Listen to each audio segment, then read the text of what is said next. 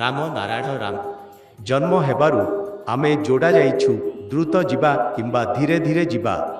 ଏକେ ଗତିରେ ଆଗକୁ ବଢ଼ୁଛୁ। ଯାହା ଜପିତା ଯାଇଛି ସେଥିକୁ ମିଳାଇବାକୁ ଆକର୍ଷଣ କରି ନେଉଛି। କେବଳ ମନରୁ ସ୍ମରଣ କରିବାରୁ ଏହା ସାଧ୍ୟ ହୁଏ।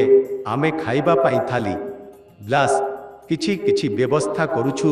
ସ୍ମରଣ ହିଁ ମନ୍ତ୍ରର ଖୁରାକ ଅଟେ। ତୁମେ ଯାହା କିଛି ଭାବ ଚିନ୍ତା କରୁ, ଇଚ୍ଛା ଥିଲେ ବା ନଥିଲେ, ମନ୍ତ୍ରକୁ କେବଳ ସ୍ମରଣ କରିବାକୁ ଯାଅ। ରକ୍ତ ଚୁଷୁଥିବା ବ୍ୟକ୍ତିମାନେ ଦୂରରୁ ରକ୍ତ ଚୁଷି ନେଉଛନ୍ତି।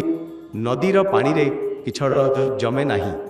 କିଛଡ଼ ତଳାବରେ ମାତ୍ର ଜମେ ମନର କିଛଡ଼ ମଧ୍ୟ ଆମକୁ ବର୍ତ୍ତମାନ ଗୋଁଠାରେ ପଡ଼ାଇ ଦେଉଛି। ଅନୁଭୂତି ନଥିବାରୁ ଦର୍ଶନ ହୁଏ ନାହିଁ।